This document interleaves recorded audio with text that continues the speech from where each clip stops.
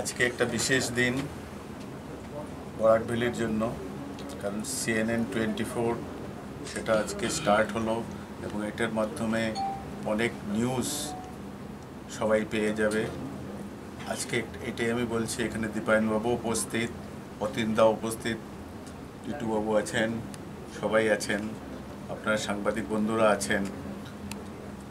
যে খবরটা আমি এখন দিতে পারবো, মণিয়ারখাল চা বাগানে এই বর্তমান বিজেপি সরকারের জন্য মোদিজির এবং হেমন্ত বিশ্ব শর্মা এবং পরিমল বাবু ওদের অক্লেষ্ট চেষ্টার পর একটা সাবস্টেশন হতে চলেছে।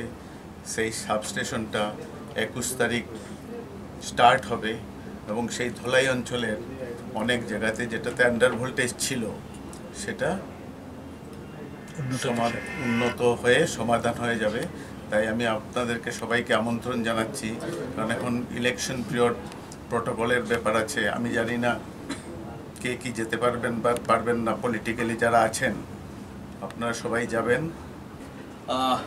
বিগত 4 বছর থেকে CNN24 যেভাবে আমাদের এই সংবাদ পরিবেশন করে যাচ্ছে, আমরা নিশ্চয়ই আনন্দিত, মানে দর্শক শ্রোতারা মানে একটু বেটার একটা সংবাদ পেয়েছেন বলে আজকে কিন্তু CNN24 এর আরেকটা দ্বিতীয়টার যাত্রা শুরু হলো। তাই আমি যে সাংবাদিক বন্ধুরা যারা CNN24 এর সঙ্গে জড়িত তাদেরকে অশেষ ধন্যবাদ জানাই। আপনাদের এই সুন্দর নিউজ পরিবেশনের জন্যই কিন্তু একটা এই যে আজকে যিনি মুখ্য বলবো CNN24 এর ম্যানেজিং ডাইরেক্টর জয়জিৎ বিশ্বাস, যিনি প্রাণপুরুষ, সেটা একটু উদ্যোগ নিয়েছেন। 4 বছর একটা সংবাদ পরিবেশনের ব্যাপারে আমরা জানি, দেখুন নিউজ চ্যানেল চালানোটা ভীষণ কঠিন ব্যাপার, কারণ কি এটার মধ্যে অনেক কিছু ইনভলভমেন্ট থাকে, সাংবাদিক বন্ধুরার অনেক পরিশ্রমের ব্যাপার এবং আরও আনুষঙ্গিক অনেক খরচা থাকে।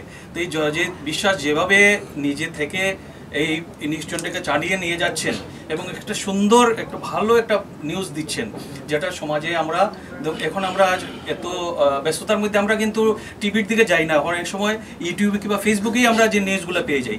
তো ওনারা যেভাবে কাজ করে যাচ্ছেন, জয়জিৎ বিশ্বাসের যেভাবে হাত ধরে টানিয়ে নিয়ে যাচ্ছেন, সব এগুলো আমার মনে হয় আগামী দিনে আমাদের বিধায়ক বলেছেন যে একটা স্যাটেলাইট চ্যানেল হবে, CNN24 একটা স্যাটেলাইট চ্যানেলে পরিণত হোক, সেটাই আমি ভগবানের কাছে প্রার্থনা করি।